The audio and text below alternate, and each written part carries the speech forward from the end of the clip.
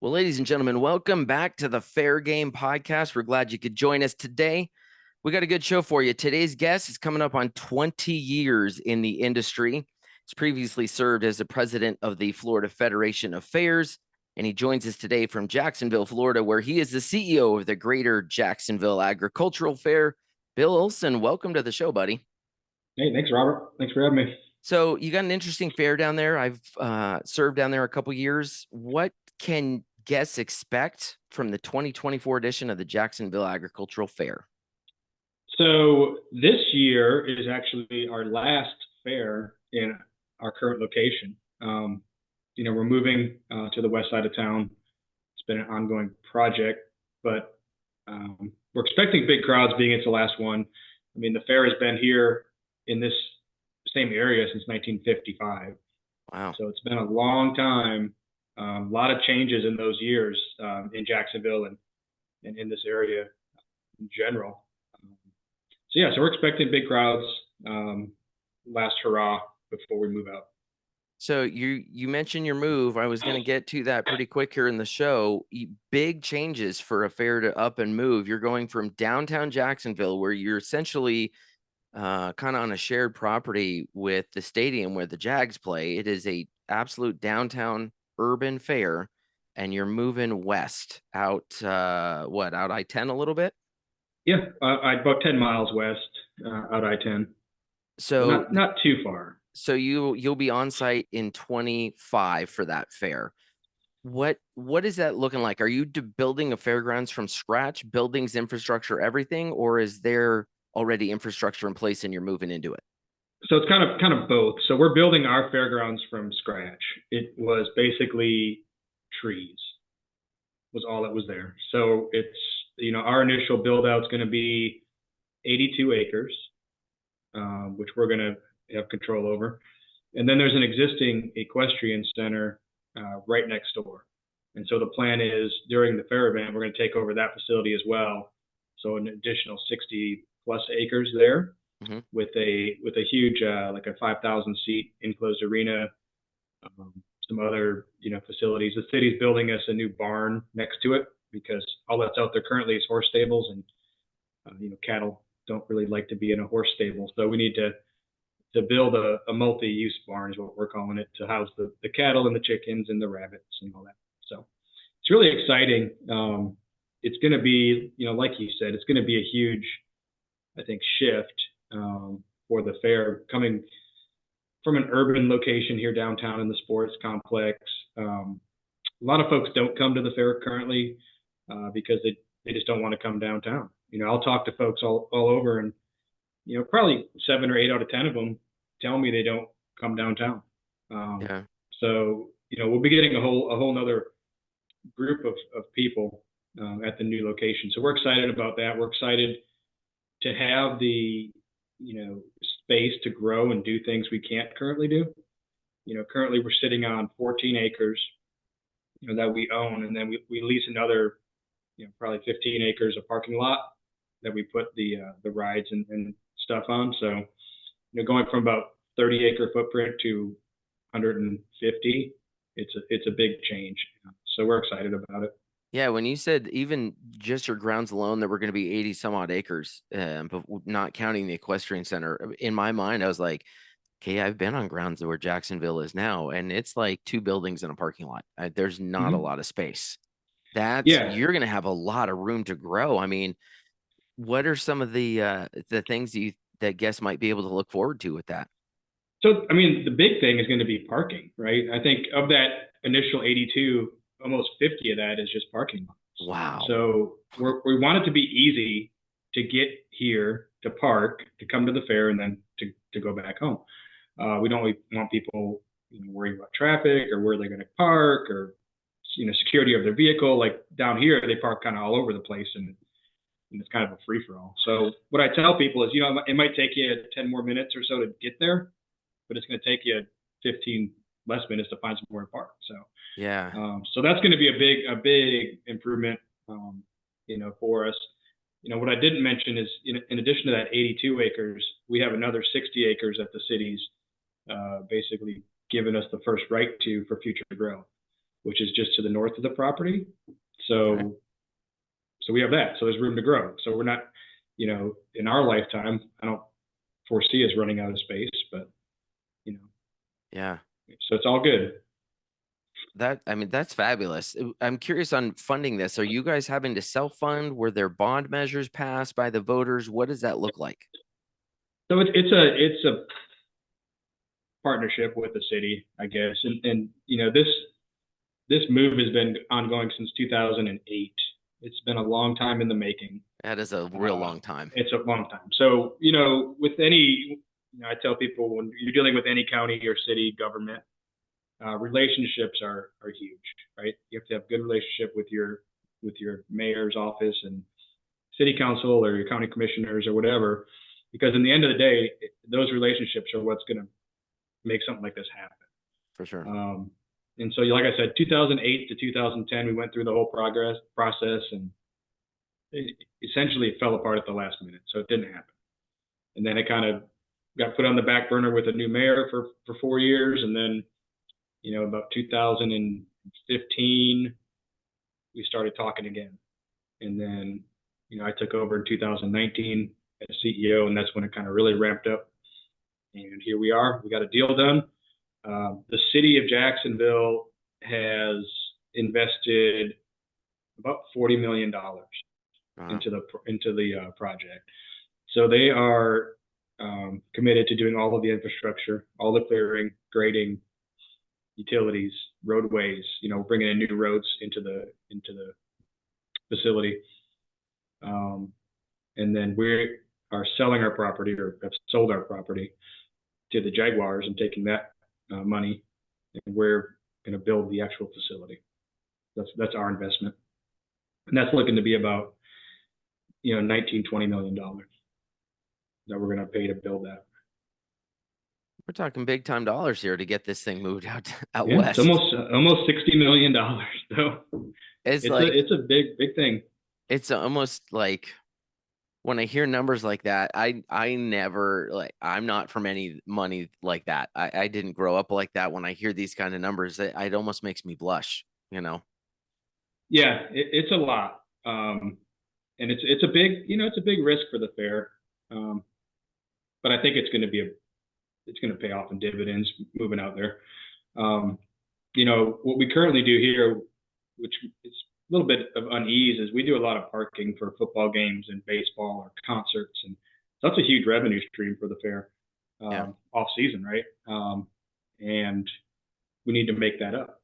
And so what we're doing at the new location is we're actually building an amphitheater off of the end of the building. So we're looking at about 8,000 capacity amphitheater. And so the thought is that we're going to have year-round concerts and festivals, and that's going to help make up for that loss of revenue. So that's exciting too, just to have that other aspect that we currently don't have. During the fair, we can bring in bigger acts as well during the 11-day event. So now we're excited about that. I'm curious because I know here at Expo New Mexico at the New Mexico State Fairgrounds, they've got Tingley Coliseum that they can use for concerts throughout the year, for non-fair income. But it's a tough sell for them because there's, I want to say 6 or 8 like state-of-the-art casino showrooms on Native American grounds around the area. So it's like, if you're Toby Keith, God rest his soul, if you were Toby Keith, would you want to come to Tingley Coliseum that was a rodeo arena, or do you want to go to like the state-of-the-art place? You know what I mean? What kind of challenges do you face if you build that amphitheater? What other competition are you dealing with to try to draw the acts? So yeah, there is, obviously competition. We have St. Augustine, which is, 30, 40 minutes from here, that has a amphitheater similar size. The big thing I think we have going for us is, again, the parking and the ease to get there and out. So that's going to be a big plus. Also, we're designing it in such a way that we're making the amenities for the artists kind of top tier. So back of house, your dressing rooms and green rooms and production and all that, we're spending extra money to make that kind of top of the line, so it entices those artists to come, so they're comfortable. In addition to the amphitheater, we're also uh, building an indoor venue. So the back of the stage actually goes inside the building as well. So you can have an inside show, Oh, wow. um, about 1,500 to 2,000 capacity on the inside, which is really something the market doesn't currently have. And so that's going to be, I think, a big driver as well, just to get events going out there, having that smaller inside venue. So one stage can either play 7 to 8,000 outdoors, or with a turnover could play a 2,000 seat intimate setting. Correct. Yeah, and they all share the same back of house, so it's kind of like a dual That's purpose entertainment thing. Yeah, that's wild. I'm gonna have to yeah, come see that, because that's yeah. is the stage on a, like, is it on a track that it goes indoor? Like, how does that work? No, so basically it's two separate stages, but there's big roll up doors that you can go inside around to the outside Mm, stage. okay, So it wouldn't got be you. just the initial plan was to have it where it's kind of like one with like a divider wall that we could open. But then as we started designing it, we had to kind of tilt the amphitheater north a little bit, so it's kind of skewed the outside amphitheater. So once we did that, it kind of took that out of place. So then now it's more of a two separate stages with kind of a shared back of house. Got it. Yeah. That's pretty impressive. Whose idea was that? Because that, man, talk about opening So, options. yeah. I mean, instead of being Yeah. stuck like with an act that goes, I really can't fill 8,000, I could fill 1,800, and now you've got Yeah. the So option just like that. that was kind of my idea to do that inside out deal. Because I'm looking at him like, it's an opportunity, right? You get one chance to build something, and you want to think about every possible revenue stream you can. For And so I sure. was just sitting there one day looking at it, and I was like, it'd be cool to have the ability to come inside. We have this, 50,000 or 40,000 square foot free span hall Right. with a divider wall that's 20,000, and it'd be cool to have concerts inside, right? Yep. And so limited extra expense to do that, and so we did it, and so now we just got to build it. That's the big one. Now you got to build it. What Yep. when, I mean, you've got just under 2 years. When are we looking to break ground? So this is the frustrating part. We're supposed to break ground last month, and Oh, then we're here we supposed to go. break ground this month. And now we're looking at, probably April, because we're waiting on permitting still. And that's on our portion. So the city has started work last March. They've been out there working. They already have 50 plus acres cleared, and Okay. they're going full bore. We're just waiting on, the bureaucracy of getting the permitting and everything in line, and then start hopefully in March. So we're still on track for late next spring to be open. Excellent. So maybe that leads into this next question.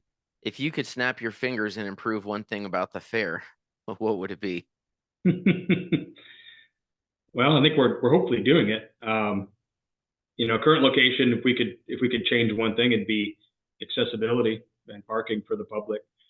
We've currently in the sports complex, we have a lot of competing facilities around us, an arena, the baseball park, the stadium, and inevitably every year there'll be some other event. We'll have the fair, and they'll have a concert or two or three at the arena across the street. Yep. And then, or they have a football game. The Jags Yeah, will the have a Jags are game at playing. home, right?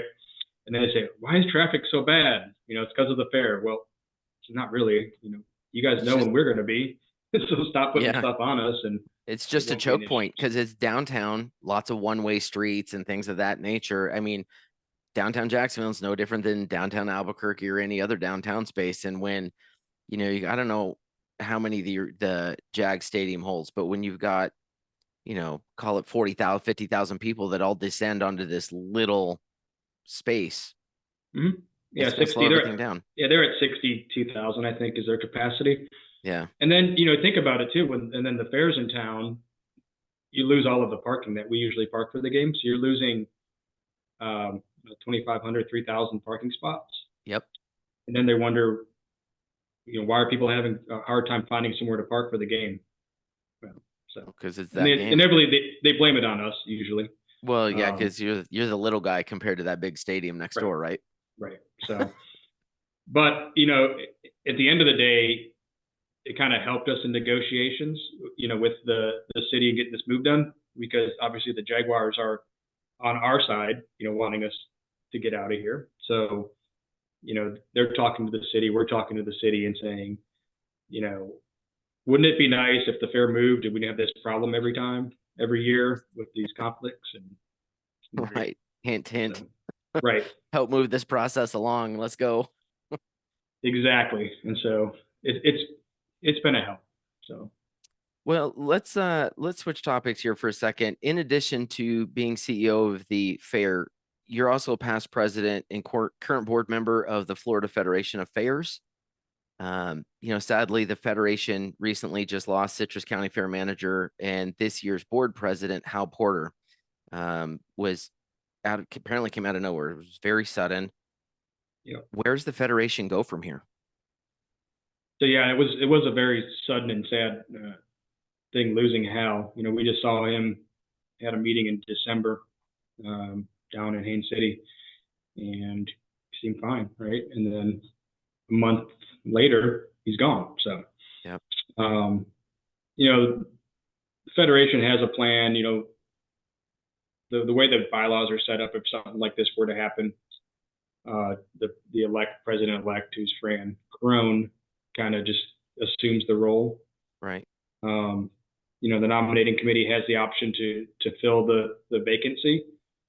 So they're going to meet, I think, if they haven't already, and discuss the options. But, being that we're like 3 months from the convention, yeah, it makes sense just to have Fran just kind of, take the role a little early. Yeah. So have her finish out Hal's term and then have her a full year. Right. Yeah, that would. So make she'll, sense. fulfill the duties that Hal would have had for convention, and then take, just transition into her year as president. Sure. Any stories you can share about Hal? He was an interesting guy. Yeah, Hal was a good friend. Like he was one of the first guys I met. Him and the Citrus County folks when I first came around back in 2004, 2005. I was like 24-year-old kid back then, right? Didn't know a whole lot.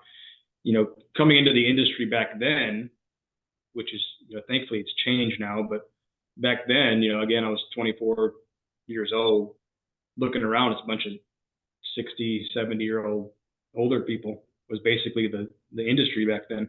Right. And so I'm thinking, what am I doing? Like, so meeting, Hal and Doris and Gene Grant and the folks from Citrus County Fair, and they kind of took me in, very hospitable and friendly, and it just kind of made, I guess, my introduction to the fair family that much better. Not saying if that didn't occur, I wouldn't be sitting here today. I don't know, but you come into a place that you don't really know a whole lot of folks, and if I didn't have that acceptance and camaraderie from the get-go, and I was kind of lost, I might have, who knows, I might have went some other direction, but yeah, I didn't, and here we are. And I think it's because of the fair. I think fair folks in general are just welcoming. Yeah. I tell people all the time, if you're new to the industry, if you're a younger person coming in, talk to people, right?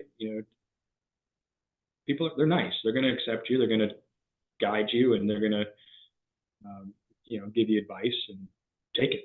Yeah. So. Yeah. How was, my Hal story is kind of interesting. I want to say it might've been the last time we were in St. Augustine. It was a while back. He and I were visiting out in the lobby outside the trade show at one point, and we were just talking casually. And then he told me something about himself that I had no idea, and I would have never guessed in a million years.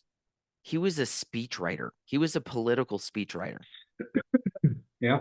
And I had like anybody who knew how, like this was I mean, he was country boy to his core, kind of a slow talking country boy, not somebody you thought would be a speechwriter. And when he talked about that, he almost glowed. Like you could tell that was a time in his life that he really, really enjoyed. And I just sat there dumbfounded going, wait, how was a speechwriter? Are you kidding me? Right. I mean, what an amazing little detail on his life that you never would have guessed ever. Right. And you probably would never guess that he also ran a roller skating rink, Yep. was his other job. So that was something I'm like, what? Like, Yeah, it's like, where did that I can come just from? see him, yeah, just rolling around on his roller skates on a Saturday night. So I don't know. Yeah, yeah, for sure. He was an amazing man. You know, God rest his soul, and our prayers are with everybody at Citrus County that now they've got to figure out how to move forward without him. Yeah. Speaking of challenges, nobody gets where you're at in the industry without a struggle or two. Determination and resilience are crucial indicators for success. Can you share a time that in either in your career or in your life that things kind of went sideways for you and how you turned things around? Sure. I mean, I think when you're in the fair industry, things get overwhelming and hectic, especially during the event, right?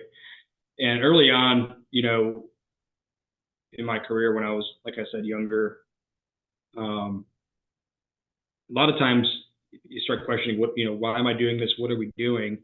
You're at day 6 or 7 of the fair and you're working, 14-hour days every day, and you're dealing with all of these problems and trying to put out all these fires, and you're tired, and I could be doing something else, right? I could be doing something in finance, or my degree coming out of college was marketing and advertising. And you kind of just start questioning, what are we doing, right? And then you have that moment at the fair where you're walking around and you see the kids and the families having a great time, and the smiles, and then you're like, okay, well, this is why we're doing what we're doing. This is why we're putting in all the hours and all the work to put this event on, so these folks can come out and make some memories. And so yeah, it's just pushing through the adversity, and just I don't know if it's really self-doubt or questioning why you do what you do, but just pushing through it, and understanding why we do it, and it's because of those kids and the families. Yeah, that very relatable because there's a lot of times for me, being married with a son at home when I'm out on the road, especially as I get in the summer where I'm out for 10 weeks, 12 weeks at a time. I'll get about 7 weeks in and I'll hit this moment where I'm like, what am I doing? I'm on the other side of the country, away from my family. But then I see these families come in and they come in to play with giants, and I see the little kid that's like, look, mommy, this is how a radish grows. I didn't know they grow in the dirt. Like, and I'm like, oh, okay. So there's this little connection where there's an there's an educational value to what I do, and to bringing some value to these families and helping them come together, and kind of helps recenter me. Yeah, for sure, and it really helps. You need that family backbone, right? If my wife is so supportive. She understands. I'm gone a lot Yep. during the fair, especially. Um, and I think if you don't have that support system, it makes it really hard to do what we do. Being you being on the road, or Yep. me being here for 2 weeks straight. You might as well be on the road, right? Right. You're Pretty gone. much. I pretty much stay here. So Yeah. so yeah, it's good. What's something people would be surprised to know about you? Surprised to know about me? Yeah. Um, that's a good question. I feel like I'm fairly open. A lot of people don't know how I came into the industry, which was kind of a different story, I guess. I used to be when I went going through college, I used to be a bartender at a bar downtown here. Um, which is what people may not know. But I working in that bar after I graduated, met Gail Hart, who was our former marketing director, and that's kind of how I got introduced to the fair industry. Met through a friend of hers that I knew from the bar, introduced me to her because she needed somebody to help her do some marketing, for the fair. That's kind of how I got introduced to it. Hmm. I didn't come from an agricultural background or a fair background.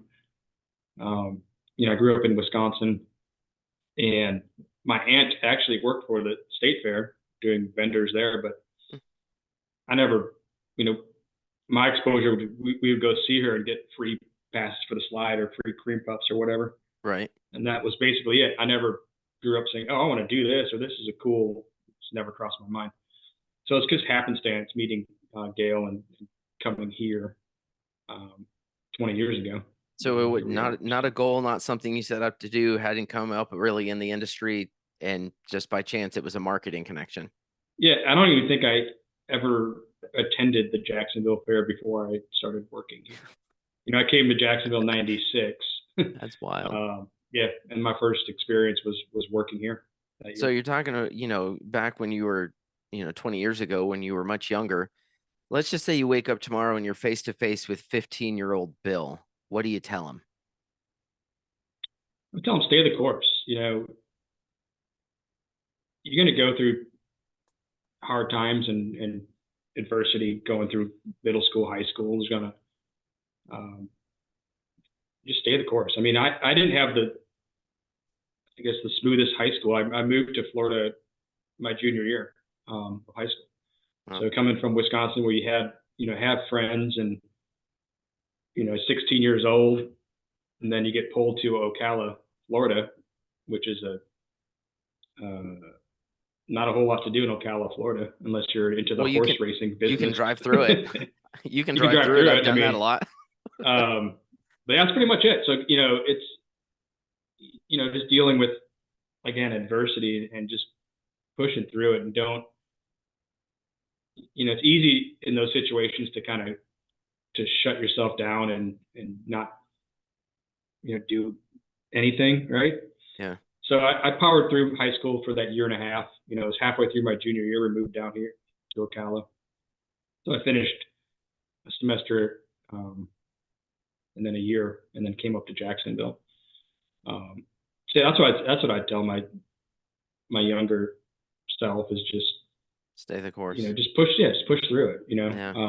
I have a younger brother who had a harder time than I did, right? Sure. He moved down. He's 3 years younger. So I was a junior. He was in, I guess I would have been 7th grade, middle school. Yeah. He had a harder transition than I did because I, pushed through it and then went to college and then started a whole new chapter. Yeah, for sure. Well, I think stay the course is super valuable advice, especially for, I think so many youngsters today look at social media and they look at Instagram and they see people flaunting their fame and flexing on everything. And it's like, a lot of times it takes a lot of time to get anywhere, and honestly, I think the best challenges in life are the ones that you really face head on and you hit your obstacles with and you stay the course, because I think it's more, more rewarding when you finally get there rather than having it given to you. Yeah, 100%. And social media is such a challenge these days. Like my daughter is about to be 14 years old. So she's in 8th grade and, they deal with it all the time. And she's, you just tell her most of the stuff you see on social media probably isn't 100% true. People portray things that they want you to see, right? Yeah. And so I just tell her, don't believe everything you see on social media. And yeah, I like to quote Dave Chappelle on that one. He, people are saying he's talking about how people are bagging all over him on Twitter and making fun of him. And he's like, he uses more colorful language than this, but he says, I don't care what people say about me on Twitter because Twitter is not a real place. Instagram is not real. Social media, it's all very curated. It's the highlight reel of people's lives. You don't see the downside of that roller coaster ride. You don't get the full story. So I think people should stay the course, like you said. Don't be so harsh judging themselves, and patience, man. I never understood growing up how important patience was. Yeah, and I don't, looking back, especially social media, I don't know if we would have made it through high school or middle school. Social media is, I mean, Bro, you and me both. I Like know. we want to make Think fun of about it. we want to make fun of millennials and Gen Z, but thank God there were not cameras in everybody's hands when we were in high school. 100%. Well, listen, we're at about a half hour here, and I know you got to get running. So everybody who comes on the show goes through a real quick lightning round of questions. I got 4 or 5 questions for you. Give me your best answer, and then we'll wrap it up. Are you All ready? right, fire away. Favorite fair food? It's going to have to be chicken on a stick. I know Chicken that's on a kind of plain, stick. but I like a chicken on a stick with some French fries. I'm not a big sweets guy, so the funnel cakes and the fried Oreos and all that, you can keep it. I just like some good fries and a good chicken on a stick. Can you recommend a book for our listeners? Well, there's a book. It's fairly long. It's called Atlas Shrugged. Mm, Um, it's a great book about business. But like I said, it's long. it It'll is a take you big a book. minute. See, I knew there was a reason I liked you, and now I think I understand why, because you and I think alike on that. Yep. When you travel, what's one item you must have with you? Um, Probably the laptop, right? Can never get away from work. Unfortunately, it's just the nature of the beast. You Yep. got to stay connected at all times. So it A has to be the movie is laptop. a movie's made about your life. Who plays Bill? Well, I used to when I was younger and had longer hair. I used to You had be long compared. hair? I did. It was like Jim from The Office. People used to mistake me for him sometimes, and so John Krasinski, I think, would be the guy. Okay. That would be an interesting movie to see, to have John Krasinski playing Bill Olson. Last question. You can sit and have a discussion with anyone in history. Who is it and what do you talk about? Oof. I'm a huge fan of the Revolution back, 1776 era. So I think it'd be interesting to go back then and get the actual account of what actually happened. I mean, we read about different accounts, right? But to get it Right. firsthand and to see it, the George Washingtons and the Jeffersons and John Adams of the world, Yep. um, just to see how it actually went down, I think would be pretty cool. That's pretty fascinating because I've said for years, James Madison is my favorite president. A few years back, 2018 maybe, I got to go to his house in Virginia. And Oh, if I cool. could go back in time, I would go talk to him and be like, yo, James, see, you're going to write this document and it's going to confuse the hell out of everybody in 200 years. Could you clarify a few things? Just a few extra sentences to clarify something. Right. Anyhow, Bill Yeah, Olson, it's cool. been wonderful having you on the show, man. Where can folks learn more about the Greater Jacksonville Agricultural Fair? So jacksonvillefair.com is all of the info. There's actually some FAQs about the relocation project with some pictures on there. So people interested in seeing that, check it out. So 2024, you will still be in downtown Jacksonville, and we will look forward to seeing what happens with your move come 2025. Bill, thanks for being on the show. To all of our listeners, we're glad you could be here. We'll see you next week. Bye-bye.